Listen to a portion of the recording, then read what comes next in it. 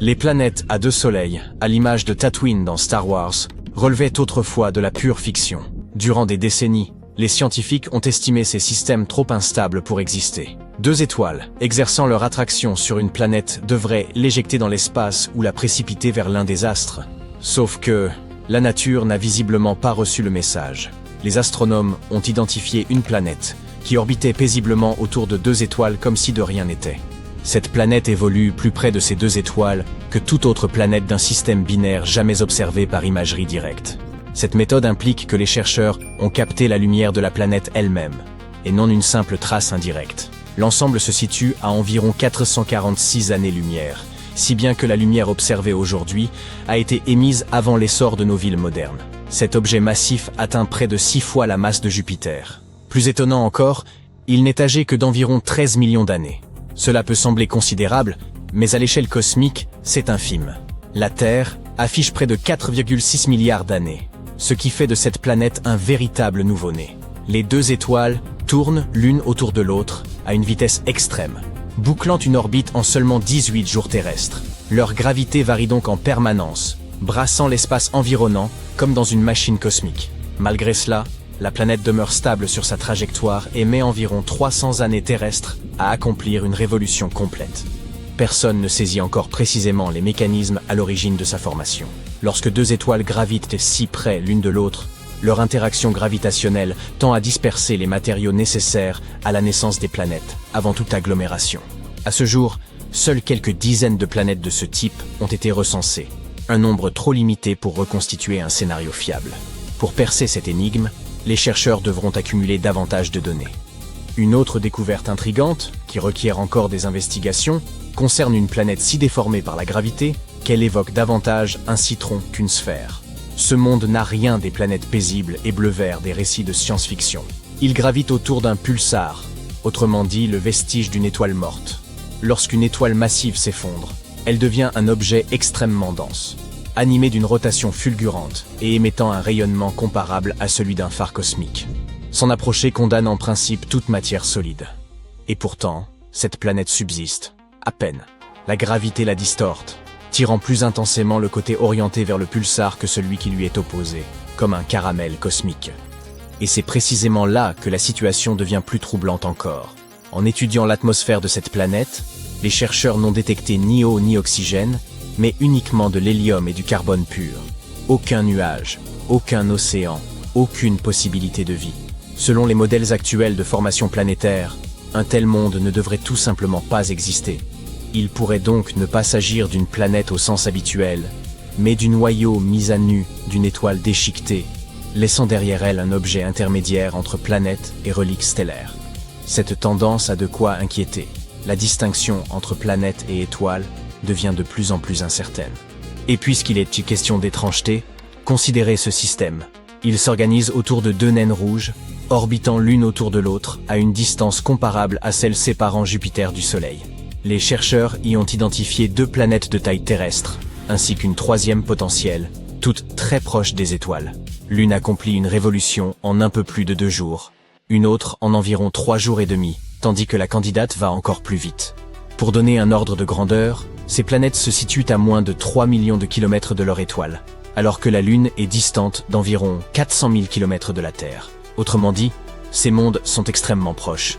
En combinant les observations issues de télescopes spatiaux et terrestres, les astronomes ont compris qu'ils observaient un phénomène inédit, des planètes en transit devant les 2 étoiles. Dans la majorité des systèmes binaires, les planètes ne gravitent qu'autour d'un seul astre. Une telle configuration devrait en outre être instable selon les lois physiques, notamment le problème à 3 corps. Pourtant, ces planètes existent, défiant sereinement les prédictions. Ainsi, ce système démontre que la formation planétaire suit des mécanismes encore largement incompris, et que l'univers semble prendre un malin plaisir à contredire nos attentes. Passons à un degré d'horreur supérieur. Les astronomes ont réalisé la toute première cartographie tridimensionnelle d'une planète hors de notre système solaire. Et il ne s'agit pas d'un monde ordinaire. Sa chaleur est telle qu'elle dissocie littéralement les molécules d'eau. Lorsque la planète disparaît derrière son étoile, le télescope Webb analyse d'infimes variations de lumière selon différentes longueurs d'onde. Certaines sont absorbées par la vapeur d'eau, d'autres non. En combinant ces données, les chercheurs ont pu reconstituer les températures à diverses altitudes et régions de l'atmosphère. Ils ont ainsi découvert que certaines zones atteignent près de 2800 degrés, soit davantage que la lave en fusion. Située à environ 400 années-lumière, cette planète possède une masse 10 fois supérieure à celle de Jupiter et boucle son orbite en seulement 23 heures. Une année y équivaut pratiquement à une journée. Sa proximité extrême avec son étoile explique ses températures extrêmes. Les vents tentent de redistribuer la chaleur, mais sans succès. Son atmosphère contient très peu d'eau et est dominée par le monoxyde de carbone. Alors que l'on pensait l'eau omniprésente dans les atmosphères géantes, ce monde démontre qu'elle n'a rien d'indispensable. Les mondes de magma en fournissent une illustration tout aussi frappante. Il existe une vaste catégorie de planètes dites sous Neptune, plus grandes que la Terre, mais plus petites que Neptune. Pendant un temps, certains chercheurs ont envisagé qu'il s'agissait de planètes océaniques, recouvertes d'océans profonds et enveloppées d'atmosphères épaisses. Un cas emblématique était K2-18, dont l'atmosphère révélait du méthane et du dioxyde de carbone, mais presque pas d'ammoniac. Or, la lave dissout également l'ammoniac. Son absence ne constitue donc en rien une preuve de la présence d'eau. Elle pourrait tout aussi bien indiquer un océan global de magma. Les scientifiques ont modélisé l'évolution thermique de ces mondes afin de déterminer s'ils pouvaient un jour se refroidir. Leur conclusion est sans appel, presque jamais. Après analyse de milliers de sous-Neptune, la majorité d'entre elles seraient hors des mondes de lave plutôt que d'eau. Autrement dit, ces planètes n'exhalent pas de vapeur d'eau, mais des vapeurs rocheuses, issues du magma en ébullition. Cette révision bouleverse notre compréhension. De nombreux mondes, autrefois jugés potentiellement habitables, se révèlent être de véritables enfers dès que l'on examine les données avec rigueur. L'univers ne semble donc pas produire des copies de la Terre, mais plutôt des fournaises et d'étranges monstres. Considérez enfin cet exemple. Situé à environ 64 années-lumière, une distance relativement faible à l'échelle cosmique, il s'agit du Jupiter chaud le plus proche de la Terre. À distance, la planète présente un aspect fascinant. Une sphère lisse d'un bleu profond, flottant paisiblement dans l'espace. Pourtant, cette apparence dissimule une réalité extrême. Il y pleut du verre, à l'horizontale. Des vents violents balayant son atmosphère à près de 8700 km/h, une vitesse capable de pulvériser instantanément toute matière. Cette teinte bleue provient de particules de silicate, composant du verre, en suspension dans l'air. La température de surface atteint environ 1300 degrés, suffisante pour faire fondre la roche. Sous cet effet, les silicates se transforment en fragments microscopiques de verre projetés autour de la planète comme un sablage permanent. S'y tenir ne provoquerait aucune douleur, vous cesseriez d'exister avant même de pouvoir la ressentir. Il existe également la planète la plus sombre jamais identifiée, TRES 2b. Elle renvoie moins de 1% de la lumière qu'elle reçoit. Plus noire que le charbon, plus obscure que toute teinte connue. La lumière y disparaît tout simplement. Toutes les planètes ne restent d'ailleurs pas liées à une étoile. Les astronomes ont mis en évidence des planètes errantes, expulsées de leur système d'origine. Ces mondes solitaires dérivent dans un noir absolu, glacé et sans attache, condamnés à ne plus jamais connaître de lever d'étoiles. Tout cela montre que l'univers n'est pas conçu pour la vie. Celle-ci survit malgré lui, et non grâce à lui. La Terre n'est pas la norme, mais une exception chanceuse. Nous ne sommes qu'au début de cette phase de découverte. Chaque année, de nouveaux télescopes affinent notre vision. Et chaque année, celle-ci devient plus étrange. Plus nous observons clairement l'univers, moins il correspond à ce que nous imaginions. Et c'est peut-être là le plus troublant. Voyons voir, il y a Mercure, Vénus, la Terre, Mars, Phaéton, Jupiter. Attendez, quoi? Phaéton? Mais qu'est-ce que c'est que ça? Au début du 19e siècle, la ceinture d'astéroïdes n'avait pas encore été découverte. En 1801, un homme appelé Giuseppe Piazzi repéra le plus grand astéroïde du système solaire, Cérès. À cette époque, les gens croyaient qu'il y avait une planète en orbite entre Mars et Jupiter, et Cérès semblait correspondre à cette description. Mais l'année suivante, un autre astronome, Heinrich Olbers, trouva un autre corps céleste qui suivait une orbite similaire. Il s'agissait d'un astéroïde que l'on baptisa plus tard Pallas. Cette découverte aida Olbers à comprendre que ces deux objets spatiaux pouvaient être les fragments d'une planète. La découverte de deux autres astéroïdes, Vesta et Junon, sembla confirmer cette théorie. On pensait que cette planète, qui fut nommée Phaéton au XXe siècle, était apparue peu après la formation du système solaire et avait ensuite été détruite. Ces débris auraient formé la ceinture d'astéroïdes. L'idée d'Olbers reçut le nom de théorie de la perturbation. Pour les astronomes de l'époque, il semblait évident que la planète avait un jour heurté un grand objet spatial, ce qui avait entraîné sa disparition. La candidate la plus probable était Némésis, une hypothétique naine rouge ou brune en orbite autour de notre Soleil. Selon une autre théorie, Phaéton aurait subi un cataclysme interne qui l'aurait désintégré. Une autre idée encore, Phaéton se serait un peu trop approché de Jupiter et aurait été déchiqueté par l'immense gravité de la géante gazeuse. Aujourd'hui, cependant, les astronomes ne croient plus à la théorie d'Olbers. Une nouvelle idée l'a remplacée. Elle était connue sous le nom de théorie de l'accrétion. Elle affirme que la ceinture d'astéroïdes est tout ce qui reste du disque protoplanétaire. Ce disque aurait initialement orbité autour du Soleil, avant même la formation des planètes. Malheureusement, en raison des forces gravitationnelles de Jupiter, il n'a jamais réussi à se transformer en planète. Mais c'est quoi cette ceinture d'astéroïdes dont on ne cesse de parler? Cette région se situe entre les orbites de Jupiter et de Mars. On y trouve des tonnes d'astéroïdes et même des planètes mineures. Certaines d'entre elles peuvent parfois migrer ou être projetées hors de la ceinture d'astéroïdes vers le système solaire externe. Les 4 plus grands astéroïdes de cette zone sont Cérès, Vesta, Pallas et Hygie. Ils représentent la moitié de la masse de toute la ceinture. Quant au reste de la masse, elle est constituée d'innombrables corps plus petits. Dans de nombreux films de science-fiction sur l'espace, le personnage principal pénètre dans une ceinture d'astéroïdes et doit faire de gros efforts pour slalomer entre les innombrables rochers qui menacent de détruire son vaisseau spatial. Eh bien, sachez que cela n'a rien à voir avec la réalité. Même s'il y a des milliers d'astéroïdes dans cette région, ils sont si espacés que le risque de collision est quasi nul. Mais bon, c'est du cinéma, après tout. Quoi qu'il en soit, lorsque la ceinture d'astéroïdes s'est formée, certains objets ont commencé à se rassembler et à former ce que nous appelons des protoplanètes. Mais l'attraction gravitationnelle causée par la formation de Jupiter a rendu ces collisions trop violentes.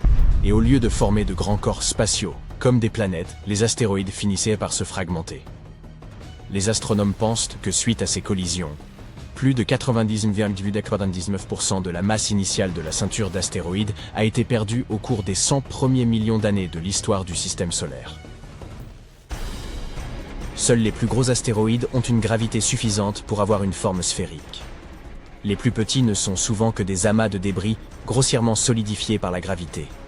Et les plus petits objets de la ceinture d'astéroïdes ressemblent à de la poussière, tant ils sont petits. Tous ces objets, géants et minuscules, tournent autour du Soleil.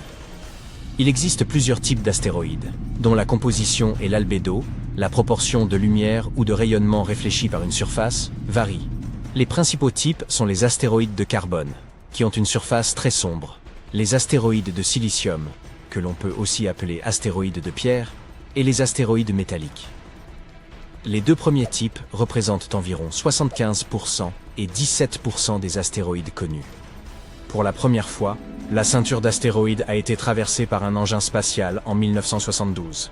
Il s'agissait de la sonde Pioneer 10. Cet engin a permis de réfuter la théorie selon laquelle la ceinture était remplie d'une poussière capable d'endommager gravement tout le matériel à bord. Cela ne s'est pas produit et, depuis lors, 8 autres sondes ont traversé la ceinture d'astéroïdes.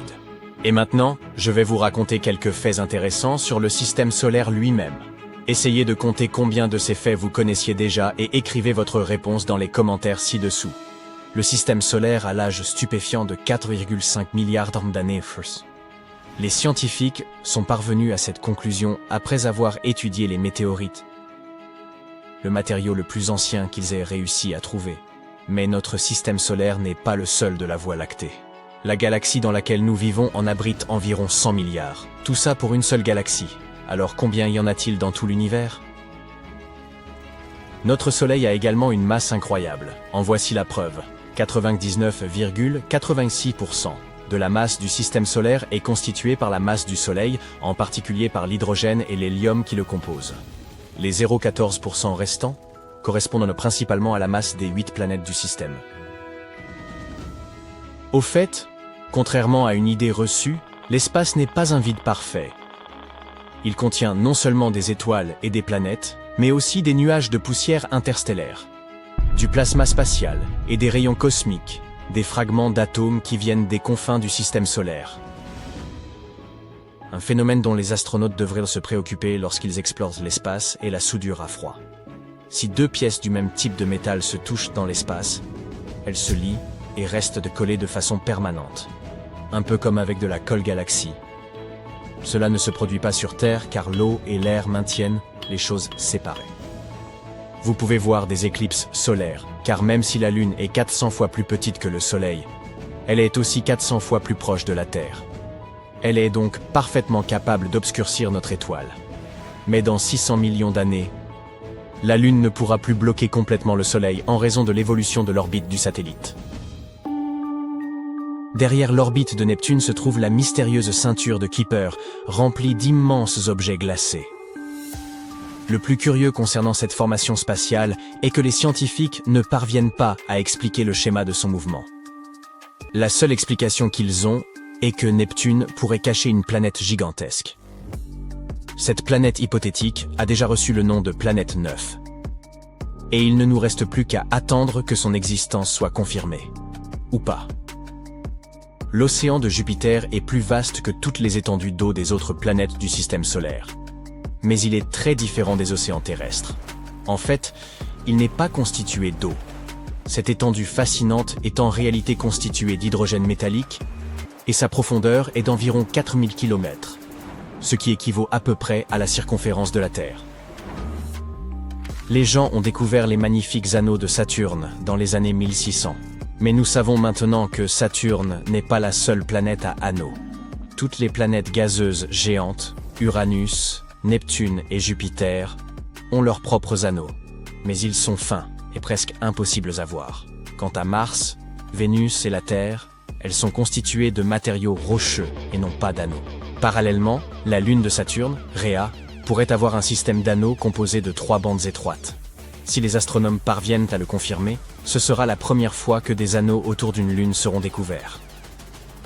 Et Mars pourrait elle aussi obtenir des anneaux dans les 70 millions d'années à venir. Sa plus grande lune, Phobos, se rapproche de plus en plus d'elle. Un jour, en raison de l'attraction gravitationnelle de la planète rouge, ce satellite risque fort de se briser et de se transformer en un anneau. Il pourrait ensuite se maintenir pendant des millions d'années. Un autre fait intéressant à propos de Mars, vous avez probablement entendu parler du méthane, un sous-produit de processus naturels tels que l'activité volcanique et les flatulences bovines. Quoi qu'il en soit, ce gaz fait non seulement partie de l'atmosphère martienne, mais il est aussi la source de bien des confusions pour les astronomes.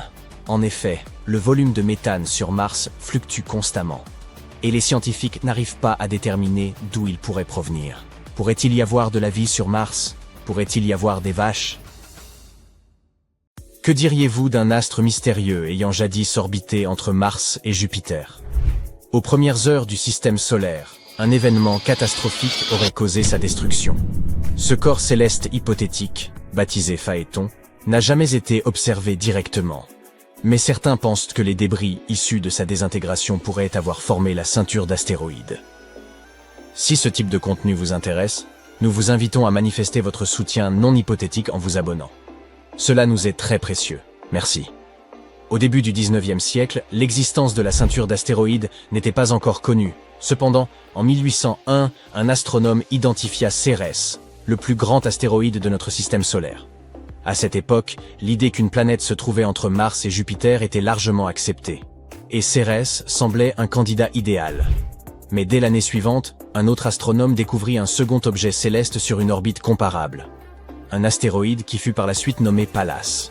Ces découvertes conduisirent les scientifiques à penser que ces deux corps pouvaient être des fragments d'une ancienne planète ayant existé dans cette région du système solaire. Les observations ultérieures de deux autres astéroïdes, Junon et Vesta, renforcèrent encore cette hypothèse. Ce n'est qu'au XXe siècle que cette planète hypothétique reçut un nom, Phaéton.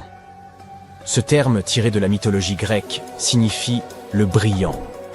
Selon la légende, Phaéton était le fils d'Hélios, le dieu solaire, qui traversait quotidiennement le ciel avec son char, apportant chaleur et lumière à l'humanité. Un jour, Hélios permit à Phaéton de conduire son char. mais celui-ci perdit le contrôle des chevaux.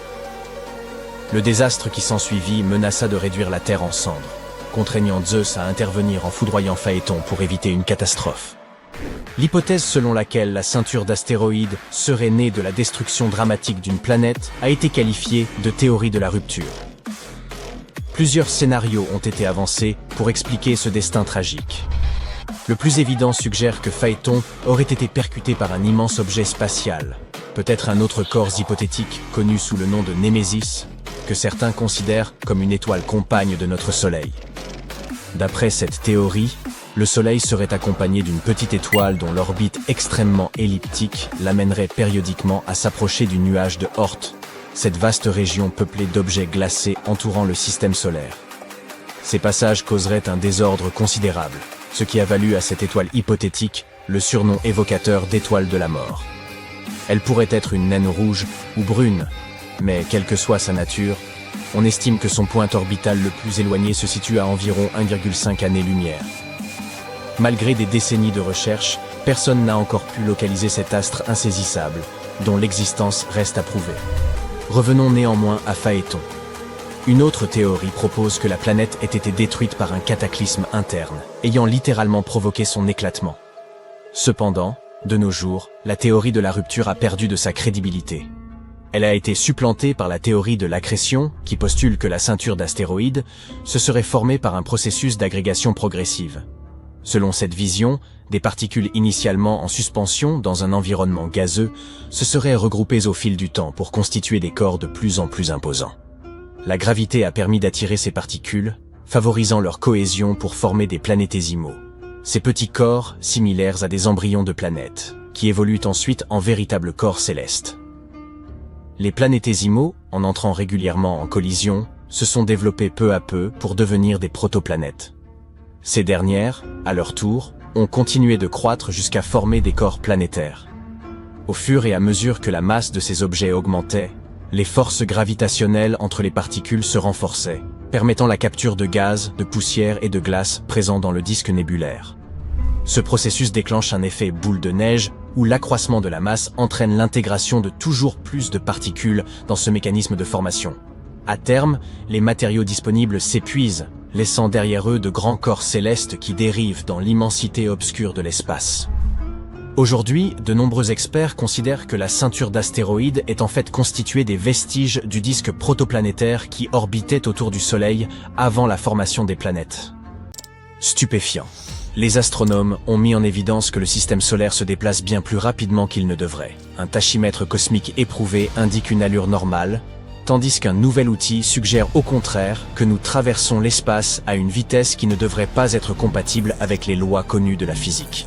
Il semblerait donc que soit une force extérieure nous entraîne, soit qu'une de nos conceptions fondamentales de l'univers soit erronée. Lorsque vous êtes en mouvement, ce qui se trouve devant vous réagit davantage que ce qui est derrière. En marchant sous une chute de neige, les flocons heurtent votre visage et non l'arrière de votre tête. À bicyclette, l'air exerce une pression plus forte à l'avant, tandis que vous ne sentez presque rien à l'arrière. L'avant s'anime, l'arrière s'apaise. Cette seule asymétrie suffit à informer le cerveau que vous vous déplacez. En cosmologie, ce contraste avant-arrière porte un nom précis, le dipôle cinématique. C'est sur ce principe que les astronomes s'appuient pour mesurer la vitesse du système solaire dans l'espace. À l'échelle cosmique, les astronomes appliquent ce raisonnement en observant le ciel, comme nous percevons le monde lorsque nous commençons à avancer. Mais au lieu de flocons ou de courants d'air, ils utilisent des galaxies très lointaines. Situées à des distances telles qu'elles évoluent à peine sur des milliards d'années, elles servent de repères quasi immobiles, idéaux pour distinguer ce qui est devant de ce qui est derrière. Si l'univers est uniforme aux plus grandes échelles, le nombre de galaxies devrait être comparable dans toutes les directions. Indépendamment de l'orientation ou de la rotation de la Voie lactée, le ciel devrait s'équilibrer. En revanche, si le système solaire est en mouvement, une région peut paraître plus dense, car nous nous dirigeons vers elle. Le principe est identique à celui qui fait sentir davantage la pluie sur l'avant de votre veste lorsque vous courez. Les astronomes ont donc élaboré d'immenses cartes du ciel à l'aide de radiotélescopes, particulièrement adaptés à la détection des galaxies émettant en ondes radio. Ces ondes traversent la poussière cosmique, ce qui garantit une observation nette. Ils ont alors dénombré les radiogalaxies dans toutes les directions, afin de déterminer si une région du ciel était réellement plus dense que les autres. C'est à ce moment qu'une anomalie est apparue.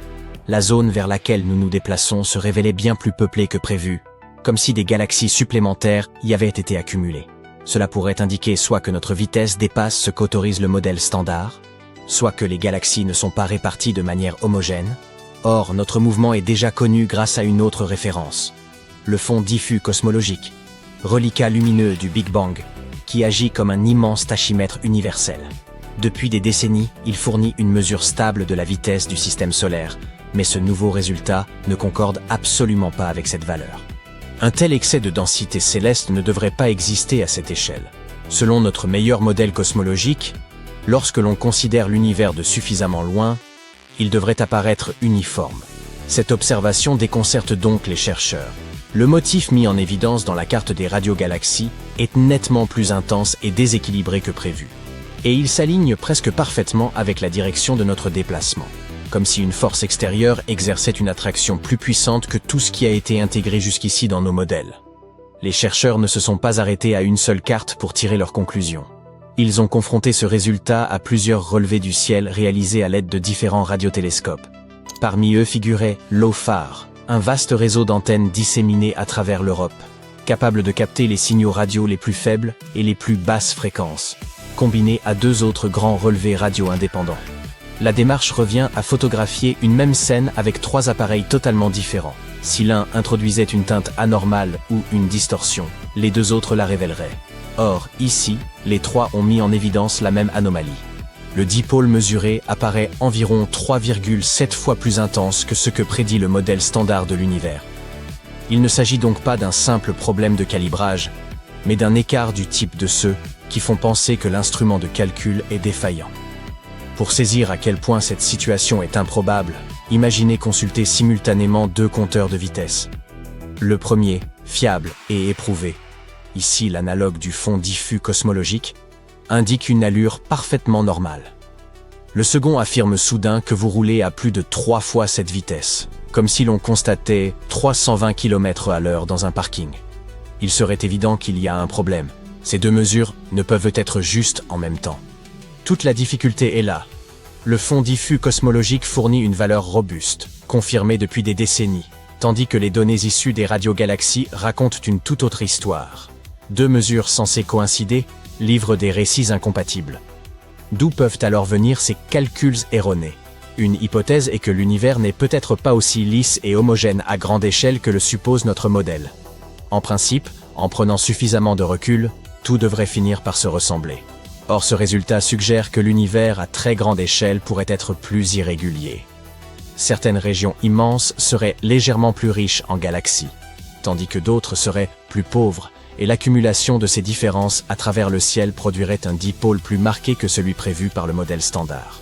Dans ce cas, l'excès de radiogalaxies ne serait pas une erreur, mais l'indice que le cosmos ne suit pas le schéma simple que nous lui attribuons. Une autre possibilité est qu'une structure colossale et relativement proche exerce une attraction sur l'ensemble de notre région de l'espace. Il ne s'agit évidemment pas d'un monstre cosmique surgi d'une autre dimension. L'univers contient déjà d'immenses murs de galaxies, de longues chaînes de superamas, de vastes concentrations de matière noire et d'énormes vides s'étendant sur des centaines de millions d'années-lumière. Ces structures sont si vastes qu'elles peuvent influencer le mouvement de régions entières de l'espace.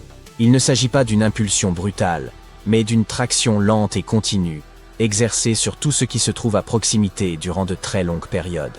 Si une structure de ce type se trouvait suffisamment proche, nous ne pourrions pas l'observer directement. Une vaste portion de l'espace est en effet dissimulée par la poussière et l'éclat des étoiles de la Voie lactée. Les astronomes désignent cette région sous le nom de zone d'évitement, car nos télescopes peinent à percer ce bandeau lumineux. Nous savons déjà qu'elle abrite une concentration de masse considérable, le grand attracteur, comme on me surnommait au lycée. Et certains chercheurs estiment qu'un ensemble encore plus massif pourrait se cacher plus profondément dans la même direction. Si cette hypothèse est correcte, alors le motif inhabituel observé dans la distribution des radiogalaxies ne serait pas une erreur. Il pourrait constituer le premier indice de l'existence d'une structure gigantesque exerçant une influence sur l'ensemble de notre région galactique. encore incomplètement cartographiés. La troisième explication envisageable est plus fondamentale. Il se pourrait que le modèle décrivant le fonctionnement de l'univers soit imparfait. Un modèle n'est qu'un ensemble cohérent de règles, comparable à une recette. Le modèle actuel rend compte de la matière noire, de l'énergie sombre, de la répartition des galaxies et de l'évolution du cosmos, et suppose un comportement globalement lisse et prévisible à très grande échelle. Or, le résultat issu des radiogalaxies ne s'insère pas dans ce cadre. Il ressemble à une valeur récalcitrante qui refuse de s'accorder avec le reste de l'équation, ce qui impose de le prendre au sérieux. Cela pourrait indiquer que la matière et l'énergie se distribuent dans l'espace selon des modalités que le modèle n'intègre pas encore. La physique n'en serait pas invalidée. Les règles auraient simplement besoin d'être ajustées. Que va-t-il donc se passer maintenant? Plusieurs programmes d'observation puissants entrent en service. Bien qu'ils n'aient pas été conçus spécifiquement pour résoudre la question du dipôle, ils se révéleront extrêmement précieux pour la tester. Le Square Kilometre Array et l'Observatoire Rubin vont cartographier les galaxies avec un niveau de détail bien supérieur à celui des relevés actuels. Grâce à des données plus profondes et plus claires, ces instruments pourraient permettre de déterminer si le dipôle marqué est bien réel ou s'il s'estompe lorsqu'il est examiné avec des outils plus performants. Aucune de ces missions n'a été pensée exclusivement pour répondre à cette énigme, mais la prochaine vague d'observation la mettra naturellement à l'épreuve. Si ce mouvement inhabituel se confirme, cela signifiera qu'une structure majeure façonne notre région de l'espace. Coloniser d'autres planètes, c'est un peu l'aventure cosmique suprême. Ce défi a nourri l'imagination des hommes pendant des siècles, et nous en rêvons encore aujourd'hui. L'une des meilleures candidates est la planète Mars. Ce n'est pas surprenant. Mars est une planète rocheuse qui ressemble à la Terre à bien des égards, et sa surface présente même d'anciennes traces d'eau. Cela en fait donc une destination de choix pour la colonisation. De nombreux scientifiques travaillent sur des projets visant à envoyer des humains là-bas afin d'y établir une communauté permanente. Mais y a-t-il d'autres candidates? Il y a de nombreuses planètes et lunes dans notre système solaire. Alors pourquoi ne pas se tourner vers d'autres destinations? Par exemple, Cérès. Cérès est un véritable joyau. C'est une planète naine, pas une planète à part entière, tout comme Pluton. Elle se trouve dans la ceinture d'astéroïdes entre Mars et Jupiter. C'est la planète la plus proche du Soleil et elle est minuscule. Elle fait à peu près la taille du Texas. Alors, pourquoi la choisir? Parce que Cérès pourrait abriter de précieuses ressources. Sa surface est couverte de cratères et d'autres particularités géologiques. Et les scientifiques pensent qu'au-dessous, il y a une épaisse couche de glace d'eau. Ce qui signifie qu'en profondeur, il pourrait y avoir un océan d'eau liquide. Si c'est le cas, Cérès pourrait constituer une précieuse ressource pour nos futures missions. Elle pourrait fournir l'eau nécessaire à notre exploration du système solaire. Alors, pouvons-nous la coloniser? Et si oui, comment faire? En fait, de nombreux scientifiques et passionnés de l'espace ont proposé cette idée. Pour coloniser Cérès, il faudrait utiliser les mêmes méthodes que celles utilisées pour établir des colonies sur la Lune, sur Mercure et sur les satellites de Jupiter et de Saturne. Et ce n'est pas si difficile que ça. Il faut juste trouver comment s'adapter à une atmosphère très ténue, à des températures extrêmes, à la pression et à tout un tas de choses désagréables. Mais gardons espoir. Au final, il ne s'agit que d'une question de ressources. Nous aurons besoin d'eau, de minéraux et d'autres matières premières. Ainsi, nous pourrions créer une colonie autonome. Et par chance, Cérès en regorge. Nous commencerions par installer des habitations dans les cratères. Nous construirions des dômes pour nous protéger de toutes sortes de dangers, comme les radiations. Nous exploiterions également le régolithe de la ceinture d'astéroïdes. Le régolithe, qui est la partie du sol recouvrant la roche-mère, résulte d'une altération cosmique. C'est un peu comme la couche superficielle de la surface lunaire. Pourquoi en avons-nous besoin? Parce que nous pourrions l'utiliser pour imprimer en 3D des fondations près de la glace, afin que nos bases soient situées près de l'eau. Nous utiliserions ensuite ces fondations pour imprimer d'autres structures, comme des maisons. Nous collecterions également de la glace et des molécules organiques pour créer de l'eau. Et en combinant l'eau avec le régolithe, nous obtiendrions un sol dans lequel faire pousser des plantes et de la nourriture. Merveilleux! Il y a aussi une autre option, créer une colonie sous le sol, c'est-à-dire juste à côté de la croûte glacée de la planète. Si dans l'avenir notre science nous le permet, nous pourrions accélérer la rotation de Cérès. Ça a l'air fou, mais ce serait très bénéfique. Cela nous aiderait à créer une gravité artificielle dans les colonies souterraines. En parlant de gravité, tout ça est bien intéressant, mais parlons des difficultés qui nous attendent lors de cette colonisation. Pour nous installer sur Cérès, nous devrons relever un certain nombre de défis. Tout d'abord, développer une technologie nous permettant de nous rendre sur cette planète. Soit des vaisseaux capables d'effectuer des vols de longue durée dans l'espace lointain.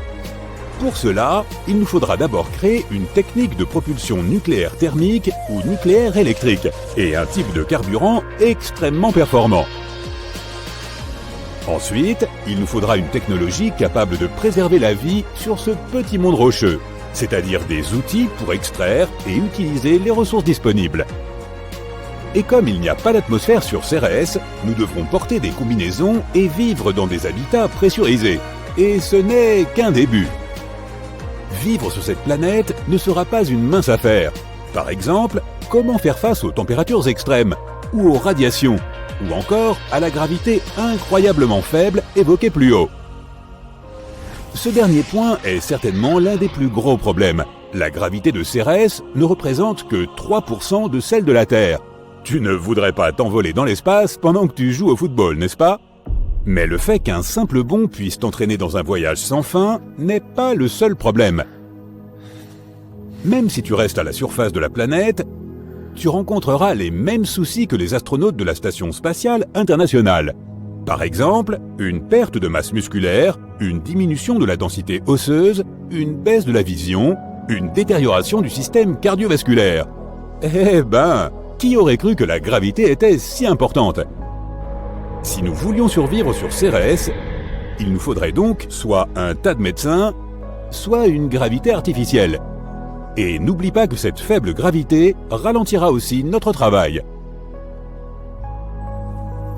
Bien sûr, nous ne pouvons aller nulle part sans argent. Coloniser Cérès coûtera extrêmement cher, surtout si l'on tient compte de tout ce qui précède.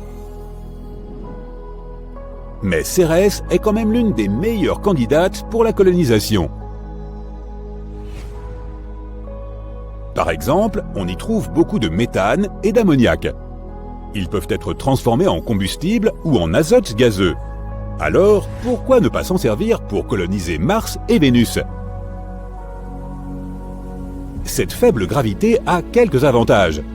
Grâce à elle, le lancement de véhicules spatiaux serait grandement facilité. Nous gaspillerions beaucoup moins de carburant et les voyages entre Cérès et d'autres planètes seraient beaucoup moins chers. Ainsi, même si Cérès ne devient pas notre résidence permanente, elle peut devenir un bon pôle de transport, une espèce de gare spatiale. Nous pourrions l'utiliser comme base pour extraire des matériaux utiles dans la ceinture d'astéroïdes. Ensuite, nous transporterions tout ça vers Mars ou vers la Terre. Elle pourrait également devenir une station de ravitaillement pour les vaisseaux qui voyagent au-delà du système solaire. Toute cette science-fiction est plutôt géniale, n'est-ce pas? Mais je crois que toute tentative de création d'une base permanente dans la ceinture d'astéroïdes devra attendre. La colonisation d'autres planètes est une tâche difficile et complexe. Elle nécessitera la coopération et l'expertise de nombreuses personnes différentes, ainsi que le développement de nouvelles technologies et la résolution de nombreux problèmes. Avant d'aller sur Cérès, nous devons construire des infrastructures sur la Lune, sur Mars et quelque part entre les deux. Sinon, l'entreprise coûtera beaucoup trop cher et échouera très probablement avant même que nous ayons pu atteindre la planète naine. Mais plus nous créerons de colonies, plus nous aurons de chances de nous installer un jour sur Cérès. Cela ouvrira non seulement la ceinture d'astéroïdes à l'exploitation économique, mais nous servira également de tremplin vers les confins du système solaire. La colonisation des lunes de Jupiter pourrait s'en suivre. En d'autres termes, la colonisation de Cérès pourrait rapporter gros. Non seulement elle nous permettrait d'explorer et de comprendre tout ce monde fascinant, mais elle pourrait également nous fournir des ressources précieuses qui nous aideraient à poursuivre l'exploration et la colonisation du système solaire. La vie sur Cérès serait difficile, mais passionnante, car les humains auraient là un nouveau foyer afin d'explorer les mystères de l'univers. Imagine tous les nouveaux restaurants et magasins que nous pourrions avoir. Bienvenue à Cérès Marché, où tout est extraordinaire. Si tu aimes les chasses au trésor cosmique, Cérès est bien la destination qu'il te faut. Pense simplement à mettre des poids à tes pieds afin de ne pas t'envoler. Il fait sombre et incroyablement froid. Il n'y a pas d'oxygène, il n'y a pas d'eau, il n'y a pas de vie. Mais ce n'est pas un problème pour le télescope spatial James Webb. Son objectif est de découvrir les toutes premières galaxies qui se sont formées il y a des milliards d'années dans l'univers primitif et d'observer les étoiles qui composent les systèmes planétaires les plus lointains. Sa mission? Mais attends, qu'est-ce que c'est que ça? Notre télescope a découvert quelque chose d'absolument incroyable. Un hybride étoile-planète avec de très étranges nuages. Ce monde bizarre, appelé VHS 1256b, est en fait une naine brune. Ces objets sont plus grands que les planètes, mais trop petits pour être classés parmi les étoiles. Ils émettent leur propre lumière et sont assez chauds, mais leur masse n'est pas suffisante pour fusionner l'hydrogène en hélium, comme le font les étoiles véritables. Les corps spatiaux de ce type ne sont pas vraiment bruns. Il y en a de toutes sortes de couleurs, mais elles nous sont pour la plupart invisibles. Ce que nous pouvons voir, c'est la lumière qu'ils émettent, et de notre point de vue, elle est orange foncé ou magenta. La naine brune dont nous parlons fait presque 20 fois la taille de Jupiter. Elle est en orbite autour de 2 étoiles naines rouges, et il lui faut 17 000 ans pour compléter une orbite. En fait, les astronomes ont découvert cette exoplanète atypique en 2016. Mais à l'époque, ils ne l'ont pas classée parmi les naines brunes. Ils étaient donc incapables d'expliquer cette étrange lueur rougeâtre. Maintenant, grâce au télescope James Webb, ils en savent un peu plus sur cet objet. Bref, revenons à nos nuages. Comme tu le sais, les nuages sur Terre sont constitués de vapeur d'eau. Mais ceux de la naine brune en question sont différents. Ils semblent être faits de sable. Oui, de bon vieux sable terrestre. Mais ce n'est pas le cas, bien sûr. Ces nuages sont en fait constitués de minuscules particules de silicate. Cela fait un moment que les scientifiques avancent des théories au sujet de tels nuages de sable sur les exoplanètes. Mais la découverte faite par le télescope spatial James Webb est la première véritable preuve. Ces particules de silicate sur la naine de sable sont très probablement du quartz ou un autre minéral. Leur taille est inférieure à 1 micromètre, et 1 micromètre correspond à 0,001 mm. En d'autres termes, elles ressemblent à des particules de smog. L'atmosphère de cette exoplanète semble contenir de l'eau, du méthane et d'autres substances et minéraux. Il est intéressant de noter que cette atmosphère n'est pas immobile. Elle connaît des changements extrêmes en permanence. Une autre chose assez cool, les scientifiques ont détecté du dioxyde de carbone. Et ce n'est que la deuxième découverte confirmée de ce gaz sur une planète en dehors du système solaire. Au fait, le télescope spatial James Webb, avec l'aide duquel les astronomes ont découvert notre naine brune de sable, est une machine absolument stupéfiante. Environ 100 fois plus puissante que Hubble. Même si le télescope lui-même fait 3 étages de haut et qu'il est aussi grand qu'un court de tennis, ses miroirs sont les plus légers de tous les temps parmi les grands miroirs de télescope.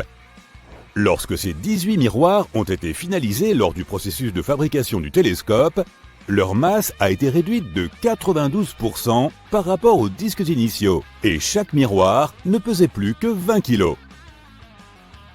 Les miroirs de notre télescope ont l'air d'être en or, mais en réalité, ils sont faits de beryllium, un métal gris acier léger et cassant. on leur a quand même ajouté un revêtement d'or. Mais s'ils ne peuvent pas être constitués entièrement de ce métal, c'est parce qu'il a tendance à se dilater et à se contracter au moindre changement de température. C'est pourquoi la quantité totale d'or dans le télescope spatial James Webb est inférieure à 57 grammes. Le côté télescope de la machine se refroidit tout seul et sa température ne monte jamais au-dessus de moins 223 degrés Celsius. À cette température, l'azote est liquide. Un pare-soleil énorme, formé de 5 couches, se déploie autour du télescope et réfléchit autant de lumière solaire que possible, ce qui permet à l'appareil de rester frais. Le télescope a été lancé près de l'équateur, parce que la Terre tourne un peu plus vite à cet endroit, et cela a donné à la fusée une poussée supplémentaire. Il est en orbite autour du Soleil à plus de 1,6 million de kilomètres de la Terre. Et quand il n'aura plus de carburant, il continuera à orbiter autour du Soleil indéfiniment.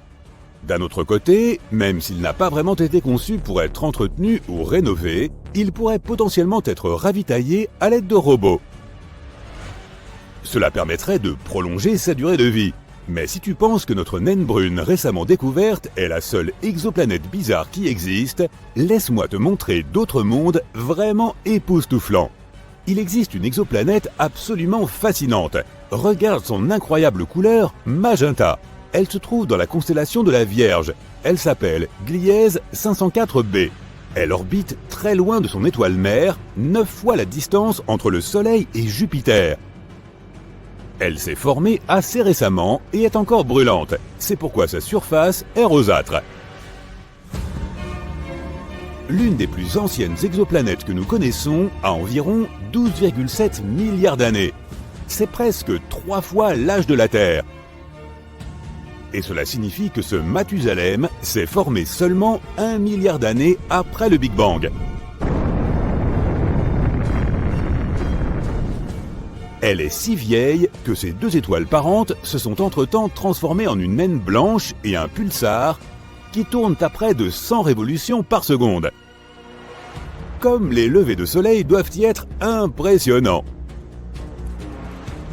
À seulement 20 années-lumière du Soleil, ce qui n'est pas une si grande distance quand on parle de l'espace, une planète vagabonde erre dans la Voie lactée. Mais même si cette planète n'est en orbite autour d'aucune étoile, elle possède un champ magnétique incroyablement puissant. Il est 4 millions de fois plus important que celui de la Terre. L'exoplanète produit aussi d'incroyables aurores, et lorsqu'on l'a découverte en 2016, les astronomes étaient presque sûrs d'avoir détecté une naine brune. Plus tard, les scientifiques ont trouvé des preuves que cet objet n'était pas assez gros pour être une naine brune. Cette planète est assurément un mammouth parmi ses pairs. Elle est 1,2 fois plus large que la plus grande planète du système solaire, Jupiter, et plus de 12 fois plus lourde. Les astronomes pensent que son champ magnétique exceptionnellement puissant permet à la planète de produire des aurores. Mais ce qui est curieux, c'est qu'elles ne sont pas générées de la même façon que les aurores terrestres. Ces hypnotiques jeux de lumière pourraient être dus à sa Lune. L'exoplanète suivante n'est pas comme les autres. On l'appelle souvent Super Saturne ou Saturne sous stéroïdes. J1407b possède en effet un système d'anneaux colossal. Ils sont 640 fois plus grands que les anneaux de Saturne. Cette planète est la seule, selon nos connaissances, à posséder de tels anneaux. Si tu mettais cette géante dans notre système solaire à la place de Saturne, elle serait bien plus grosse qu'une pleine lune depuis notre point de vue terrestre. Cette exoplanète, du nom de WASP-12b, dévore toute la lumière provenant de son étoile. C'est l'un des mondes les plus sombres que l'on connaisse. Tout simplement, elle absorbe la lumière au lieu de la réfléchir dans l'espace. Cette planète en forme d'œuf est géante, 2 fois la taille de Jupiter. Et elle retient plus de 94% de la lumière qui atteint son atmosphère. Cela pourrait être la principale raison des températures à sa surface, qui peuvent monter jusqu'à 2500 degrés Celsius. Le côté nuit de la planète n'est pas aussi chaud que son côté jour, avec seulement 1200 degrés Celsius. Cette différence de température fait que de la vapeur d'eau et des nuages s'amassent au-dessus de la surface de la planète. Et de temps en temps, des tourbillons de matière provenant de son atmosphère surchauffée se déversent sur son étoile. Vraiment incroyable! Découverte en 2017, Kelt 9b est l'une des exoplanètes les plus chaudes que nous connaissons. On y a enregistré des températures pouvant atteindre 4300 degrés Celsius. À titre de comparaison, les températures à la surface du Soleil n'atteignent que 5500 degrés Celsius. Si cette planète est si brûlante, c'est probablement parce qu'elle orbite extrêmement près de son étoile, Kelt 9, qui est bien plus chaude et plus grosse que notre Soleil. Les experts pensent que cette étoile géante pourrait un jour provoquer l'évaporation de sa planète.